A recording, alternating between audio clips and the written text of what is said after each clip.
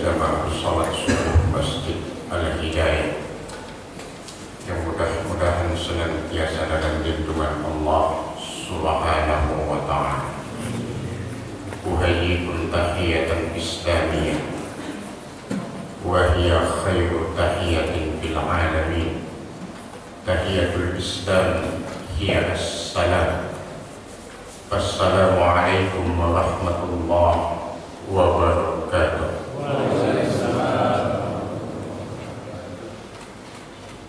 Alhamdulillahilladzi allafa baina qulubina wa asbahna bi ni'matihi ikhwana. Asyhadu an la ilaha illallah iyyahu na'budu wa iyyahu nasta'in.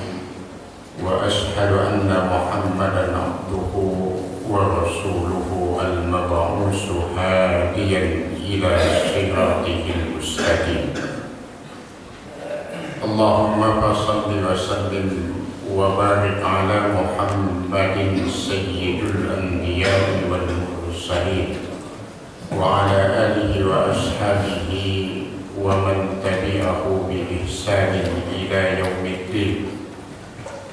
Ibadallah, usikum wa nafsi bitaqwallah, ittaqullaha haqqa tuqatihi wa la tamutunna illa wa antum muslimun. Bapak Ibu sekalian, jamaah salat subuh Masjid Al-Hidayah yang saya muliakan, sebelum kita lanjutkan majelis ilmu kita pagi ini, izinkan saya memperkenalkan diri, karena sudah beberapa kali kesempatan ingin Al-Hidayah baru kesampaian pagi ini, subuh ini, dan sampai saat ini saya belum pernah bertemu dengan beliau yang mengundang saya ke masjid ini. Sampai saya tadi duduk di masjid ini juga belum ketemu dengan beliau. Hanya by phone, hanya lewat telepon, WA, bahkan hanya lewat SMS. Bapak Ibu sekalian, nama lengkap saya sebagaimana disampaikan tadi, Muhammad Rizal Siregar. Siregar itu bisa dipastikan 100% dari Bandung. Bandung itu kepanjangannya Batak Ujung. Batak Ujung, paling ujung. Kalau kelahiran masih muda, ini 90% semua orang tua kami di sini. Maka mohon izin, tidak ada maksud untuk menggurui, hanya dalam konteks tawasau bil haqqi wa tawasau bis sabri. Mudah-mudahan nanti melahirkan tawasau bil marhamah.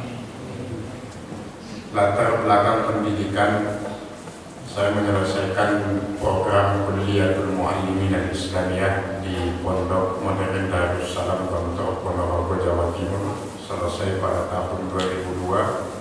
Kemudian melanjutkan program studi Strata 1 di Institut Studi Islam Darussalam Pesantren Gontor, jurusan perbandingan agama.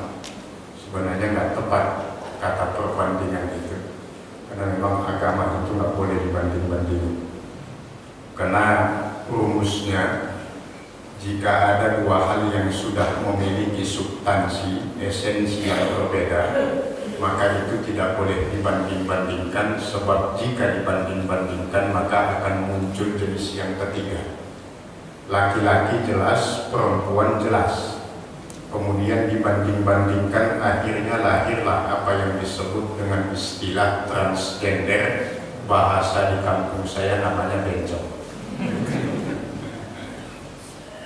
Bencong itu nggak layak hidup, karena mati pun nggak layak. Sesuatu yang nggak layak mati, maka dia juga tidak layak hidup. Kenapa bencong tidak layak hidup? Karena tidak layak mati. Kenapa tidak layak mati? Karena kasihan yang menyolatkan.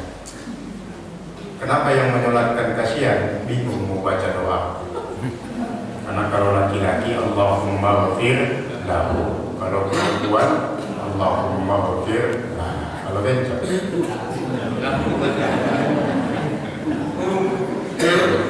gak usah disolatkan, buang ke laut.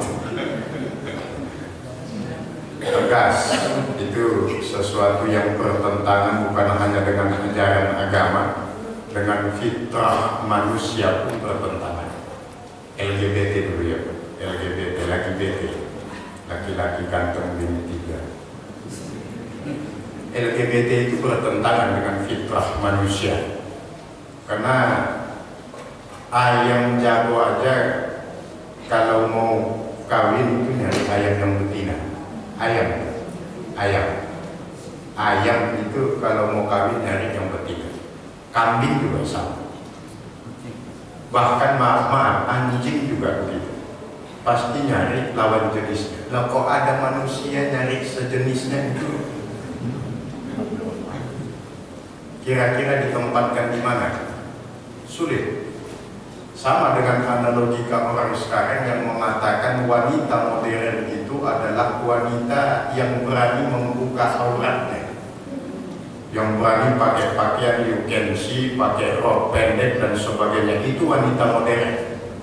Kalau memang itu yang dijadikan argumentasi kemodernan seorang wanita, maka orang yang mengatakan demikian sudah ketinggalan zaman dengan binatang. Sebab dari dulu binatang itu semuanya telanjang, gak ada yang menutup aurat. Kalau ukuran kemodernan itu membuka aurat, tidak menutup aurat, maka dia telah kalah jutaan langkah dengan yang ada di Ragunan sana. Karena mereka tidak pernah menutup aurat. Justru ukuran kemodernan wanita itu ketika dia mampu menutup aurat dan menjaga kehormatannya. Jadi saya S1 perbandingan agama dulu namanya, tapi S2-nya di Rabat University Maroko berubah menjadi Dirasatul Aliyah, studi agama. Program pasca sarjananya di Rabat University. Kemudian selanjutnya di Universitas Qatar masih program pasca sarjana berbalik menjadi Muqaranatul Mazahib. Jadi yang tadinya S2 di Maroko perbandingan agama, di Qatar jadi perbandingan mazhab dan hukum. Jadi mengkaji tentang mazhab-mazhab baik itu akidah ataupun syariat di dalam Islam. Nah, sekarang alhamdulillah sedang kuliah di Islamic International University of Malaysia, Gombak, IIU. Alhamdulillah gak kelar-kelar 4 tahun. Baik Bapak Ibu sekalian, itu sebatas untuk perkenalan. Mudah-mudahan kebersamaan kita pagi ini Allah catat sebagai sebuah kebaikan di jalannya. Allahumma ja'alil tajammu'ana tajammu'an marhumah wa tafarraqana min ba'di tafarraqan ma'sumah insyaallah. Bapak Ibu sekalian yang Allah muliakan, saya bingung mau memberikan materi apa karena sudah lengkap sekali Ustadz kita di sini, banyak asatidz kita yang memberikan materi baik itu akidah, syariat, sirah dan sebagainya. Saya hanya ingin membuka wacana kita sedikit saja pada kesempatan ini. Ada satu ungkapan yang indah dari sahabat Abu Bakar As-Siddiq radhiyallahu anhu sebagaimana ditulis oleh At-Tabari dalam Tarikh Khulafa Ar-Rasyidun. Apa yang dikatakan oleh sahabat Abu Bakar? Ya'misul mar'u mastahya bi khairin wa yabqal undu ma baqiyan liha. Seseorang itu masih dikatakan baik dalam hidupnya jika masih punya rasa malu. Sebab sebatang pohon itu akan tetap bertahan hidup jika kulitnya itu masih ada. Saya lihat dulu orang tua saya almarhum di kampung, belum jauh di pedalaman Sumatera sana yang tidak masuk dalam peta Indonesia. Itu kalau mau membunuh sebatang pohon itu beliau tidak tebang, tapi kulitnya dikikis, Pak. Setelah kulitnya dikikis, perlahan namun pasti pohon itu mengering kemudian mati. Itulah permisalan rasa malu pada diri seorang muslim. Rasa malu itu kulit bagi kehidupan seorang muslim. Jika rasa malu itu perlahan hilang, maka sudah tidak ada kebaikan yang diharapkan dari kehidupannya. apalagi sudah tidak punya malu kepada Allah. Itu sudah pasti celaka dunia dan akhirat. Nah sekarang itu yang berkembang di tengah masyarakat kita. Maka tidak segan-segan orang sekarang menentang hukum dan syariat Allah, menghina sunnah nabinya, menghina ajaran nabinya, bahkan sudah sampai pada kata-kata menyerang. Hormati yang puasa, hormati yang tidak puasa, menghormati yang tidak puasa. Saya tulis, baru saya upload, saya kirim ke situsnya orang jin, jaringan Islam di Barat, itu motor-motornya. Saya bilang dari dulu, dari zaman Nabi Adam memang monyet itu nggak pernah puasa. Lah kok sekarang kita disuruh menghormati monyet? Ya dari dulu mana ada monyet puasa? Dari zaman Nabi Adam. Kok sekarang kita disuruh menghormati monyet? Padahal nenek moyang kita bukan itu. Itu kan teori Darwin. Saya ingin tes Bapak Ibu sekalian. Mohon maaf, tidak ada maksud untuk merendahkan. Insyaallah kajian kita di masjid ini sudah penuh, akidahnya insyaallah sudah kuat semuanya. Amin. Kalau kira-kira Bapak Ibu sekalian posisinya dalam keadaan ujian kenaikan kelas, kira-kira seandainya, kemudian pelajarannya sejarah, ada pertanyaan di dalam ujian itu, dari manakah asal muasal manusia? A. Dari monyet. B. Dari keturunan Nabi Adam. Kira-kira Bapak Ibu pilih mana? Hah? Ini lagi ujian ilmu sejarah di Indonesia. Kira-kira Bapak Ibu pilih yang mana? Kalau pilih Nabi Adam itu nggak dapat nilai. Yang mana kira-kira dipilih? Hah? Gak milih apa-apa, Bapak nggak dapat nilai. Milihnya Bismillah, ya Allah ampuni saya, dipilih A. Dapat nilai tapi nggak berdosa. Karena kalau Bapak Ibu pilih B, nggak dapat nilai, karena semua mata pelajaran dari SD sampai SMA di sejarah itu ditulis manusia ini berasal dari itu. Nah sekarang saya ajukan 5 pertanyaan. Ada yang bawa pena? Enggak. Yang bawa buku? Alhamdulillah, semuanya sudah disimpan di pikiran. Luar biasa. Terima kasih Bapak Ibu sekalian. Saya punya 5 pertanyaan. Bapak Ibu cukup jawab sederhana. A. Setuju. B. Tidak setuju. Itu saja. Yang pertama, kejayaan Indonesia ini sebelum kemerdekaannya berada pada masa kerajaan Majapahit yang terkenal dengan patihnya bernama Gajah Mada yang mampu menyatukan Nusantara. Setuju atau tidak setuju? Setuju. Yang kedua, kita harus membedakan Al-Quran dan tafsir Al-Quran. Al-Quran itu wahyu yang mutlak kebenarannya, sementara tafsir Al-Quran itu produk manusia yang bisa jadi salah dan bisa jadi benar. Setuju atau tidak setuju? Setuju. Yang ketiga, kita harus membedakan Islam dan pemahaman keislaman. Islam itu agama wahyu yang pasti benar. Pemahaman keislaman itu produk manusia, pendapat manusia yang bisa salah, bisa jadi benar. Setuju atau tidak setuju? Sudah cukup Pak, nggak kuat saya. Kalau acara trans setuju nggak melambaikan tangan saya ke kamera. Jawaban 1 sampai 3 itu harusnya jawabannya tidak setuju Pak. Malah mayoritas menjawab setuju. Mohon maaf, beribu maaf.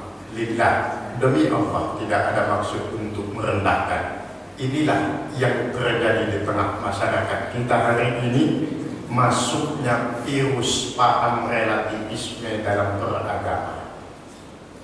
Pada tahun 1904, setahun setelah peristiwa Perang Salib yang pertama terjadi, ada seorang orientalis besar berkebangsaan Prancis lahir di Biara Koloni Prancis.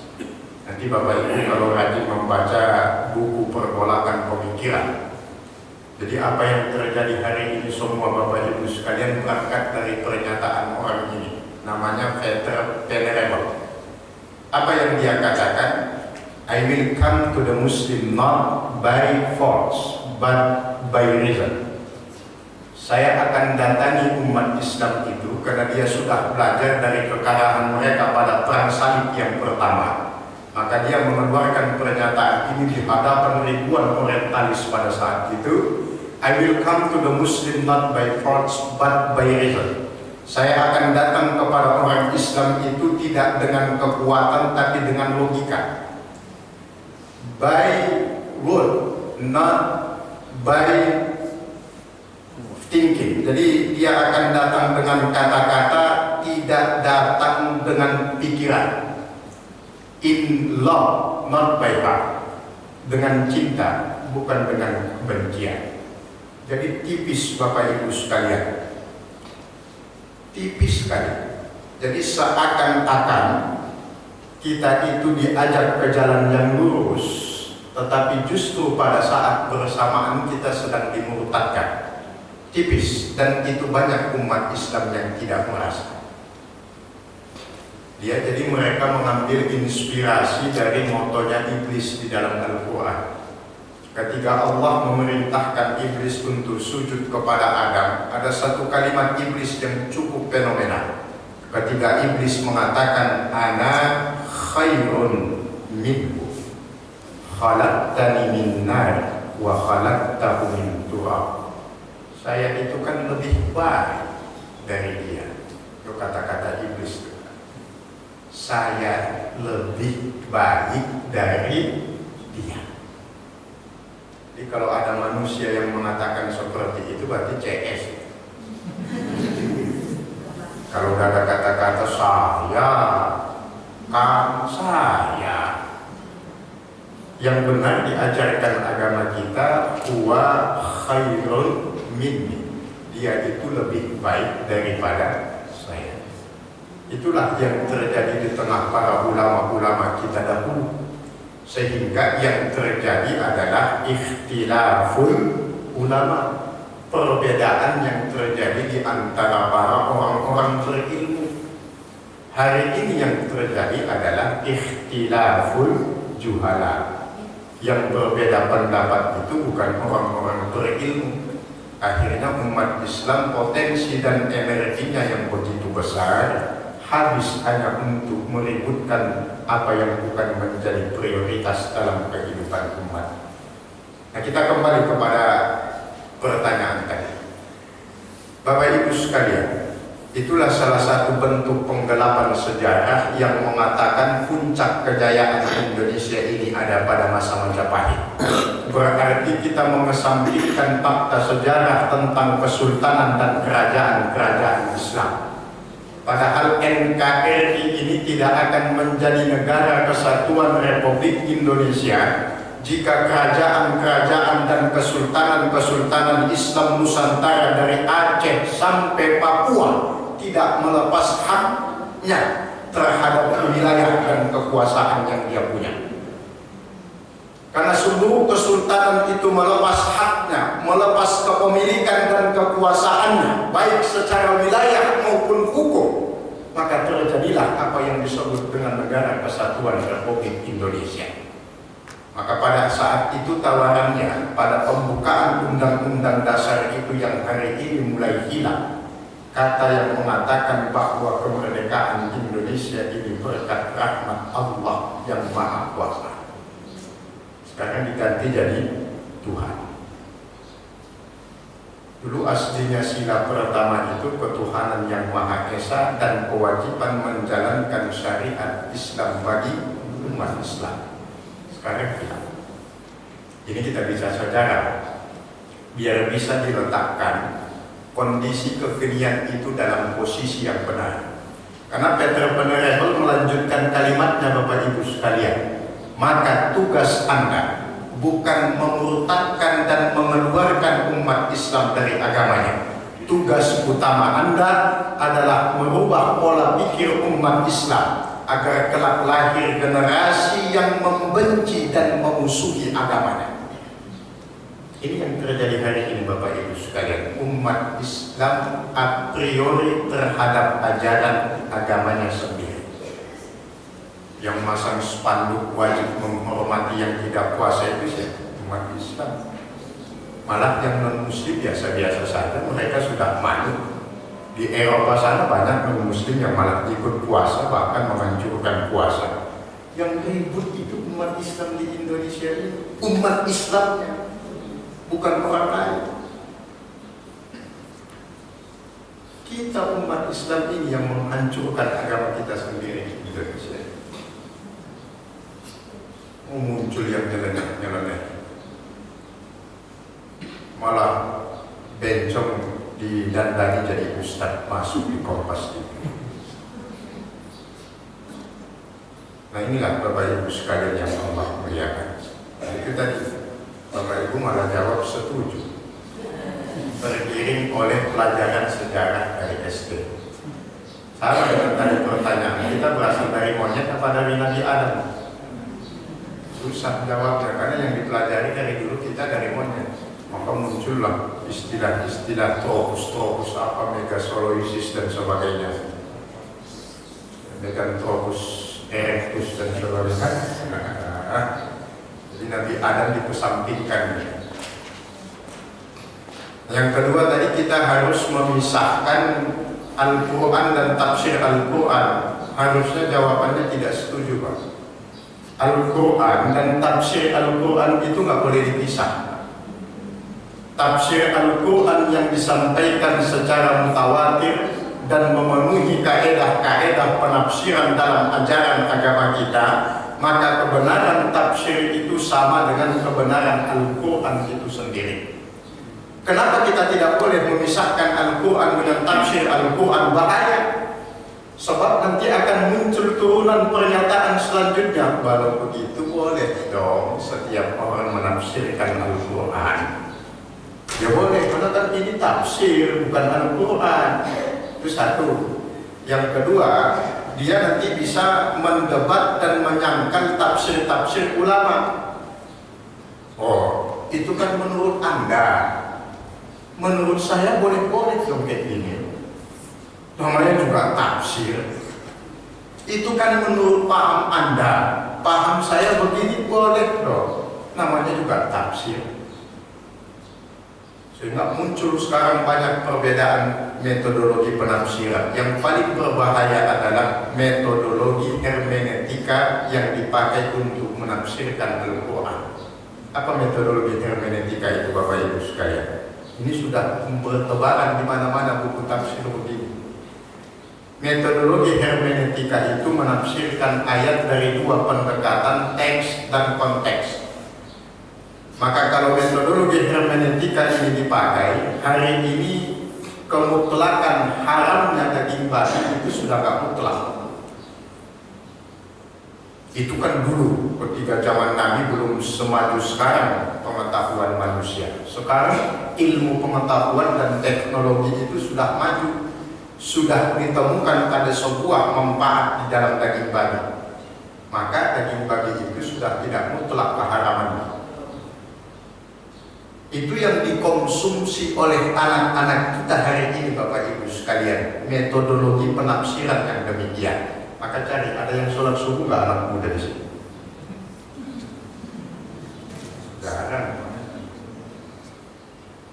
Muhammad Al-Fatih, penakluk Konstantinopel yang menjadi cikal bakal khilafah Turki Utsmani, beliau mengatakan, hati-hati jika kamu sudah tidak mendengar canda tawa anak kamu di dalam masjid, maka kamu kelak akan mendapati masa yang paling berbahaya dalam kehidupan.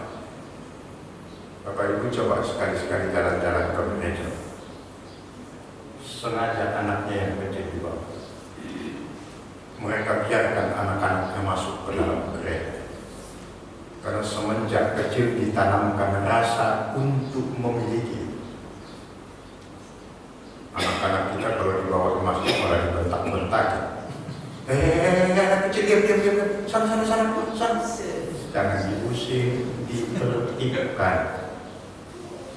Kadang-kadang kita ini hal yang sepele kita remehkan, akhirnya berdampak nanti. Ya alhamdulillah, coba kita lihat jamaah tarawih kita di masjid-masjid dimanapun mengalami kemajuan yang sungguh sangat besar. Maju betul, soknya maju ke depan. Jamaahnya membludak sampai keluar. Yang di luar lebih banyak, di dalam nggak ada. Nanti 10 hari terakhir begitu.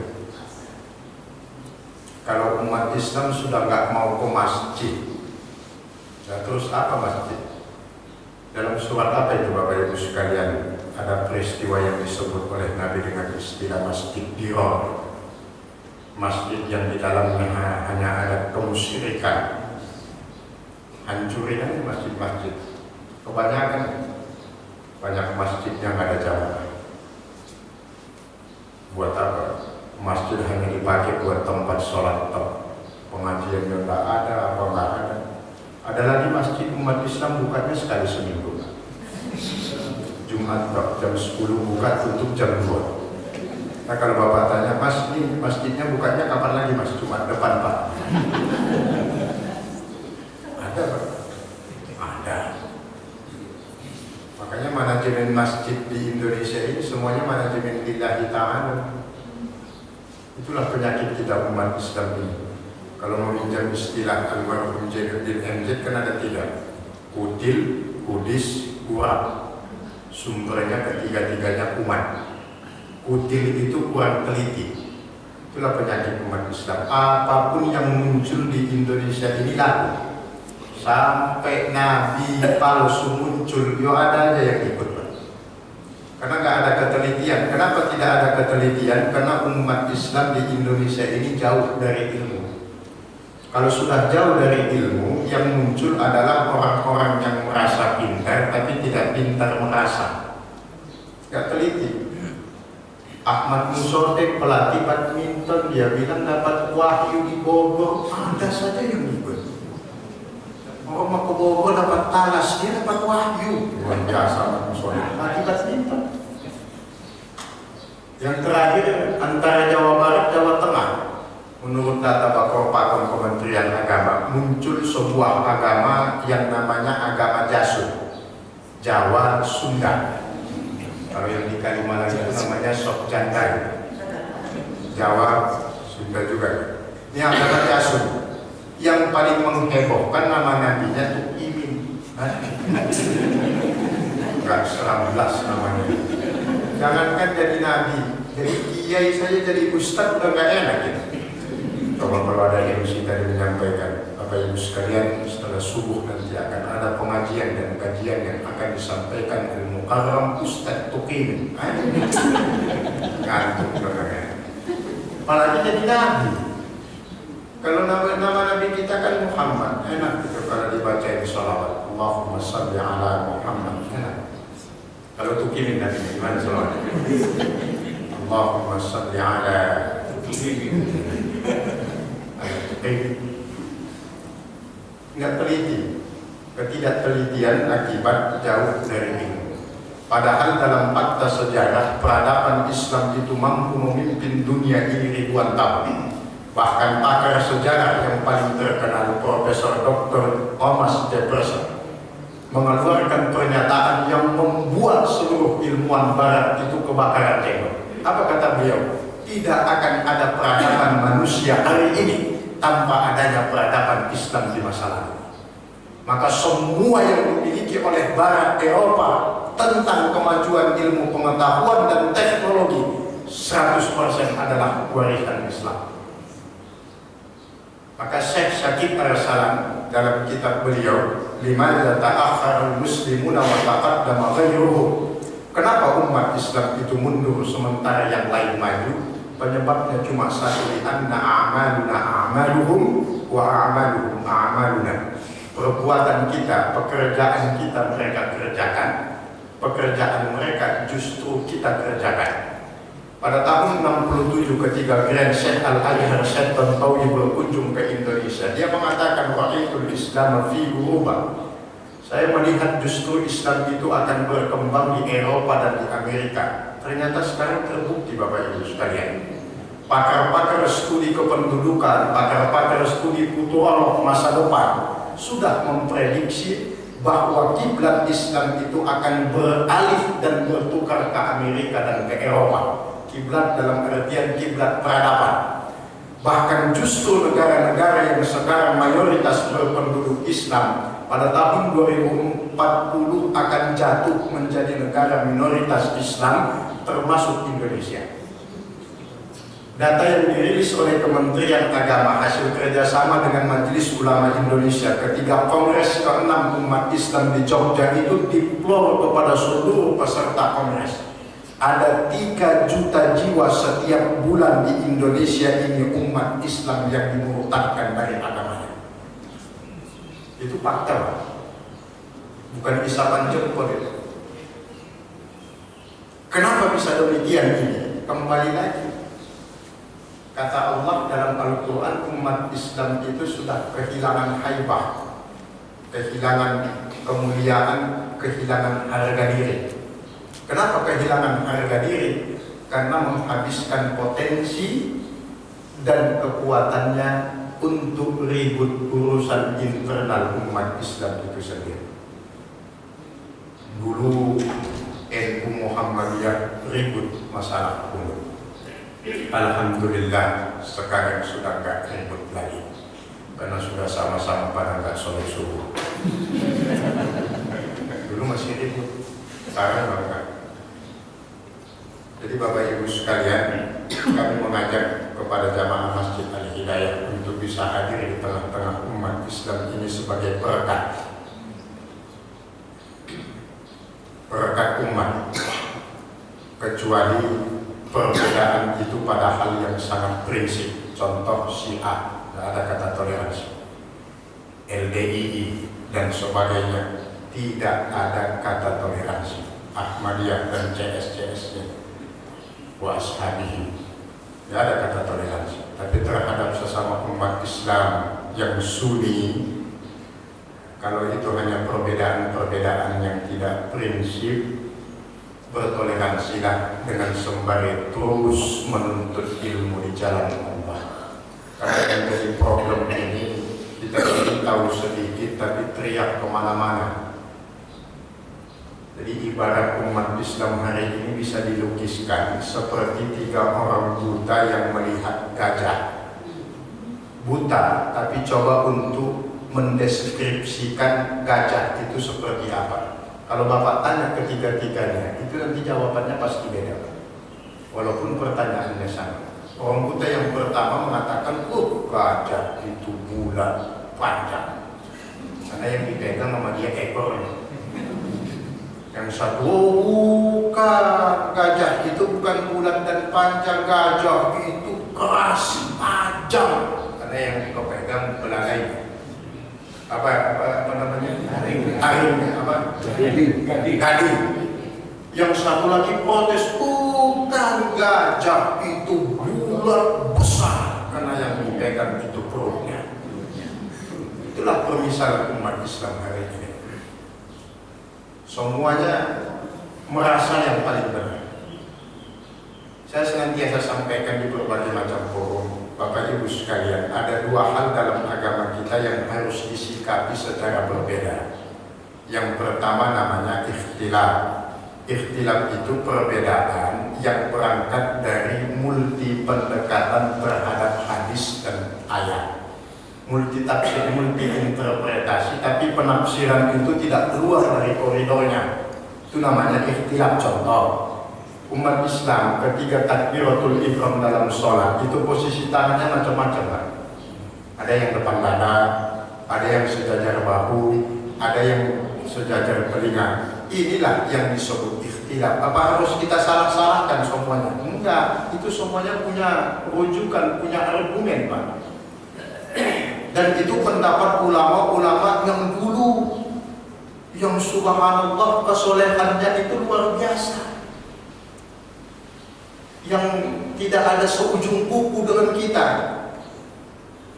Seperti sejarah biografi Imam Asy-Syafi'i, Imam Hambali, Imam Hanafi dan imam-imam lainnya, tidak termasuk Imam Samudra, apalagi Imam Asy'ari nggak masuk. Beliau-beliau itu dalam mencari ilmu itu luar biasa. Imam Syafi'i itu untuk mendapatkan dan mengklarifikasi satu hadis dari Malik bin Anas, pembantunya Rasulullah itu sekaligus sahabat Rasul itu, beliau mengadakan perjalanan sampai 100 hari 3 bulan.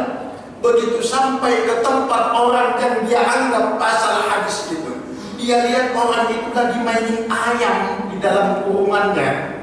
Langsung balik kanan Imam Syafi'i, nggak mau beliau. Ketika ditanya, kenapa ya Imam? Loh, dia ke ayam aja begitu, apalagi kepada hadis Rasulullah. Dan ini yang diserang oleh sebagian umat Islam, ulama-ulama kita ini. Bukan berarti kita mau taklid, tidak. Cuma yang pesan ingin kita sampaikan kepada seluruh umat Islam, agar bisa menempatkan sesuatu pada tempatnya. Itulah yang namanya umat Islam yang cerdas dalam beragama. Oh, ini perbedaan hanya ranah ikhtilafiyah. Beda lagi kalau ranahnya inhiraf. Inhiraf itu penyimpangan. Itu nggak ada toleransi. Umat Islam ada yang sholat takbiratul ihram, Allahu Akbar, tangannya begini, ini sesat ini. Ada yang sholat subuh 1 rakaat, sesat. Sholat subuh 3 rakaat, sesat. Jadi Bapak Ibu sekalian, ini berangkat dari ironisnya kondisi umat Islam hari ini, Pak. Jadi kita sibuk dengan diri kita tapi tidak memikirkan saudara-saudara kita yang lain. Saya maka kadang-kadang di berbagai macam kesempatan itu ada ibu-ibu yang nanya, Ustaz, gimana ya hukumnya kalau kita sholat tapi pikiran kita kemana-mana dia? Alah, bagus lah Bu. Kok bagus Ustaz, itu kan namanya nggak khusyuk ya. Ya lebih baguslah ibu sholat tapi pikirannya kemana-mana daripada ibu kemana-mana tapi nggak sholat. Ada umat Islam itu kalau udah sholat itu, cobalah kadang-kadang kita masbuk dikit ya. Bapak saksikan dari belakang macam-macam kayaknya umat Islam sholat itu. Ada yang beyond of God gitu. Beyond of God itu untuk mencapai titik kekhusyukan pada saat takbiratul ihram itu tangannya sampai diputar. Ulang lagi. Belum juga, diulang sampai berkali-kali untuk mencapai titik tak ketemu Allah. Luar biasa. Ada yang malah dulinan sholatnya, itu kata orang Jawa.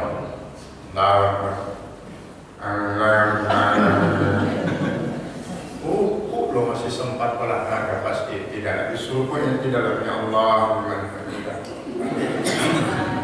Ada yang begitu. Tapi yang begini kita marahin. Berhenti dia sholat. Terus sampai ada yang sholat, besok saya nggak mau sholat lagi. Dosa kita. Jangan semuanya dirangkul, diajak untuk belajar. Sehingga ukhuwah ini tetap terjaga, kepentingan dan kemaslahatan agama Allah ini menjadi kewajiban kita untuk menjalankan semuanya. Ya ayyuhalladzina amanu kunu ansarallah kama qala Isa bin Maryam lil hawariyin ila akhiril ayat. Jadilah pembantu dan penolong serta pembela agama Allah. Kelak kita akan ditanya oleh Allah di akhirat apa yang telah kita lakukan dan kita perbuat untuk agama Allah ini. Masalah Islam itu menang atau kalah itu sudah dijamin oleh Allah. Inna nahnu nazzalna dzikra wa inna lahu lahafizun. Allah yang akan memenangkan agamanya ini. Yang jadi masalah apa yang sudah kita perbuat untuk agama Allah. Apakah kita sibuk hanya untuk internal kita umat Islam, sementara musuh-musuh yang tidak suka terhadap Islam ini telah mengepung kita dari semua penjuru. Anak kita dimasukkan virus-virus kemodernan. Makanya anak-anak kita sekarang banyak yang ingatnya cita-cita, malah lupa dengan cita-citanya. Kita bangga ketika mengkursuskan anak kita bahasa Inggris. Bangga sekali kalau anak kita bahasa Inggrisnya lancar, karena bahasa Inggris itu lambang kemodernan dan kemajuan. Padahal orang jauh di Inggris sana, orang gila juga bahasa Inggris di sana. Tapi kita tidak pernah bangga bagaimana mengkursuskan, memperlihatkan anak kita Al-Quran. Bagaimana anak kita agar bisa pintar Al-Quran, lancar membacanya, benar membacanya. Padahal mari jujur sama-sama kita jawab pagi ini Bapak Ibu sekalian.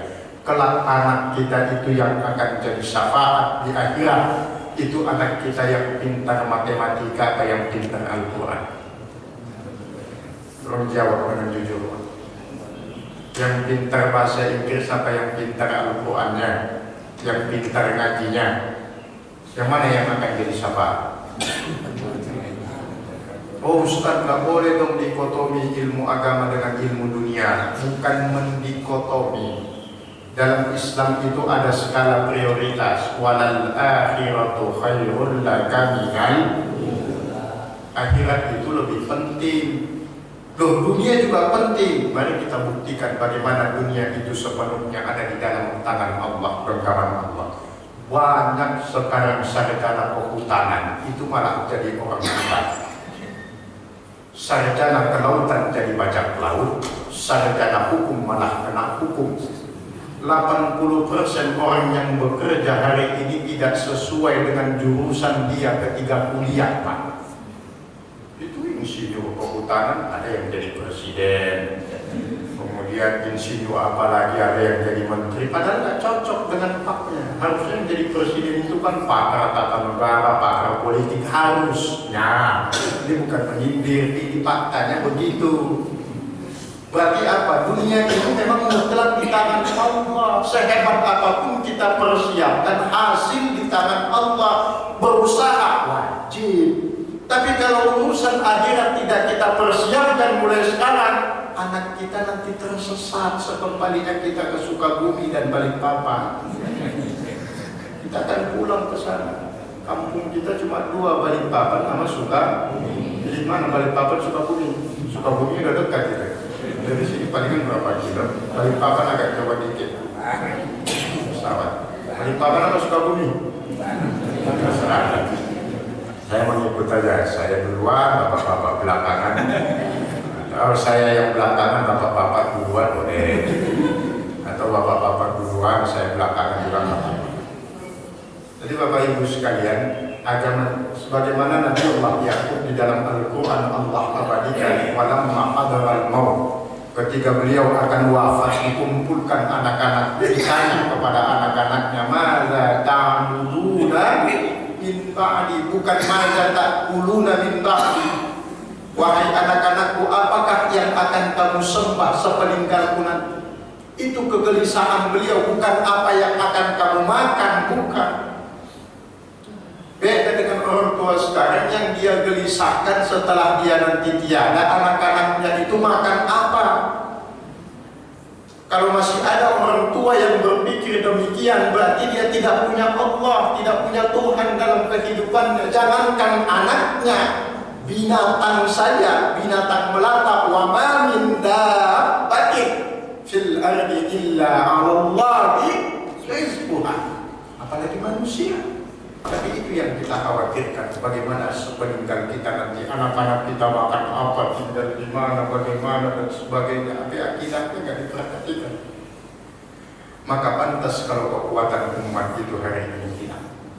Nggak ada yang tahu. Dihina terang-terangan. Maka ibu-ibu yang mau dapat duit banyak, nanti ibu jualan siang-siang.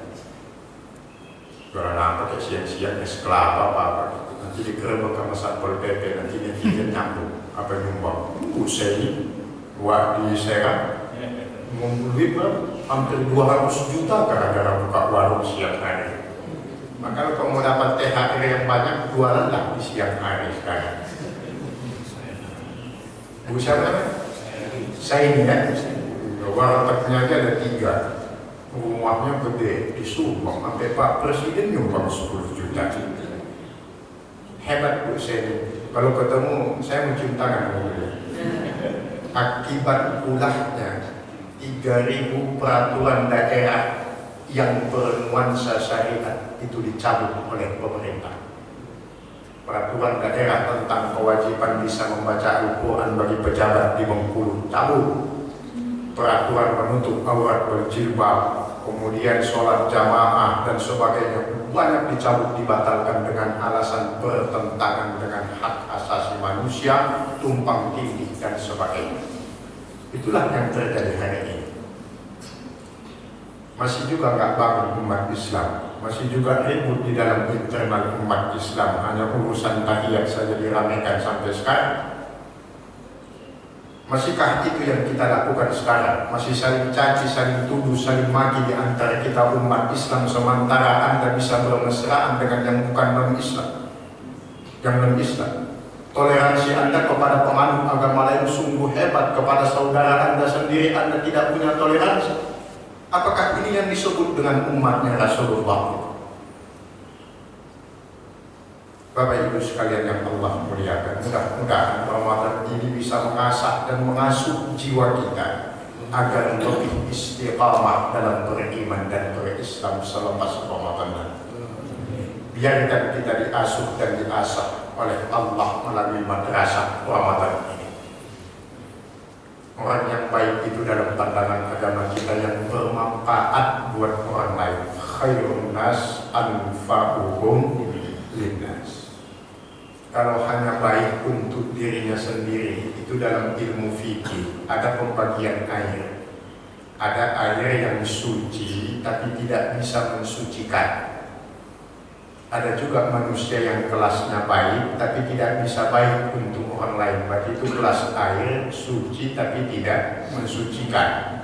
Apa suci tapi tidak mensucikan? Air kopi, air teh, itu suci. Loh, iya suci karena boleh diminum kan? Boleh tak wudhu pakai kopi? Tidak boleh. Diminum? Boleh. Itu namanya baik tapi belum tentu baik buat orang lain. Sibuk dia dengan tahajudnya, sibuk dia dengan tilawah Al-Qurannya, sibuk dengan ibadah-ibadahnya sendiri, sementara tetangganya kanan kiri depan belakang dia tidak pikirkan bagaimana Islamnya. Ya wes sampai melebu esok kuatko tewe kesekian di sana nggak ada temannya. Kalau kita sibuk umat Islam ini memikirkan dirinya tapi tidak memikirkan saudara-saudaranya, padahal Allah telah katakan dalam Al-Quran innamal mu'minuna ikhwah. Ikhwah itu artinya bersaudara, bukan bersatu. Nggak penting bersatu itu, yang penting bersaudara. Konsekuensi orang yang bersaudara nggak boleh menyakiti saudaranya, tidak boleh mencaci saudaranya, tidak boleh memaki saudaranya.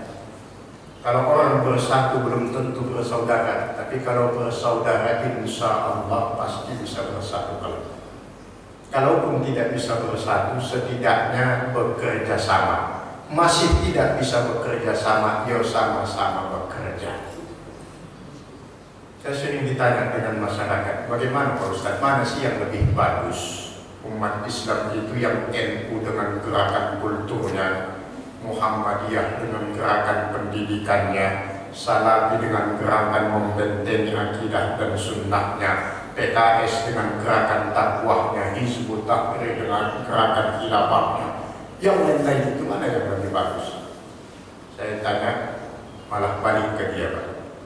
Kalau itu pertanyaan Anda, berarti Anda sama saja mempertanyakan lebih penting mana tangan daripada kaki, kaki daripada hidung, hidung daripada telinga, telinga daripada mulut. Dia jawab semuanya penting Pak Ustaz. Itulah ormas Islam itu. Itu ormas itu, bukan Islam ya. Ormas Islam, organisasi masyarakat Islam, bukan Islam. Islam itu nggak kenal yang itu Pak. Nggak kenal NU, nggak kenal Muhammadiyah, nggak kenal Salafi, nggak kenal Al-Irsyad, PKS, Hizbut-Tahrir, nggak ada. Islam adalah Islam, titik. Nggak ada yang lain-lain itu. Itu semua wadah perjuangan untuk maslahat umat dan juga maslahat Islam, bukan maslahat golongan dan kelompok. Dan semuanya itu harus dipelihara, dijaga, sebab itu potensi yang harus disinergikan untuk maslahat umat ini. Itu kan senjata. Bagaimana Rasulullah memberikan kita sebuah pemahaman yang lengkap bagaimana berjuang ini.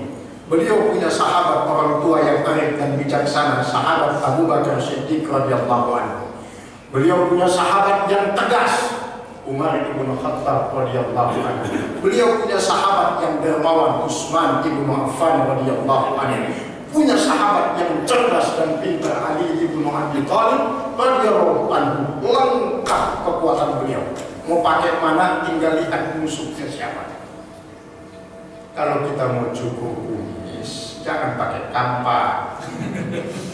Kumis nggak kecabut, bibir kita contoh. Pakai silet. Kalau menebang pohon, jangan pakai silet, pakai kampak. Jadi jelas musuh yang dihadapi siapa. Kalau menghadapi yang radikal-radikal begitu, majukan FPI, itu senjatanya. Menjaga akidah sunnah, majukan teman-teman kita dari kalangan Salafi, majukan pendidikan teman-teman kita dari Muhammadiyah. Menghadapi yang suka orang-orang kejawen yang pakai-pakai itu, majukan saudara-saudara kita dari NU. Semua mempunyai peran dalam agama Allah. Yang penting niatnya jangan berubah, harus tetap lillahi rabbi, jangan berubah menjadi lillahi lobby. Bahaya. Karena sekarang itu berubah jadi lillahi lobby. Akhirnya pertanyaannya wanita. Bahkan itu semua problemnya Pak. Beda pendapat ini nggak ada masalahnya Pak. Nggak ada masalah beda pendapat. Yang jadi masalah itu beda pendapatan. Itu yang buat ribut itu. Nah, beda pendapatan daripada ribut. Nah, bukan berarti kita mengesampingkan hal-hal yang lain. Maksud kita tetap menjaga kebersamaan umat Islam ini sembari terus memperbaiki diri di dalam agama kita. Karena memang pengetahuan kita tentang agama kita ini masih sedikit. Maka kalau kita jauh dari majelis ilmu, sampai kapanpun sikap dan cara beragama umat ini tidak akan pernah mengalami kemajuan untuk bisa sesuai dengan apa yang telah digariskan dalam agama kita. Terus belajar. Karena kita kata-kata, termasuk saya Bapak Ibu sekalian, kita ini Islam keturunan atau Islam kebetulan. Nah, ini saja Bapak Ibu sekalian, mohon maaf bila ada kata dan kalimat yang kurang berkenan. Ada satu pertanyaan atau dua pertanyaan sebelum kita tutup Bapak Ibu sekalian.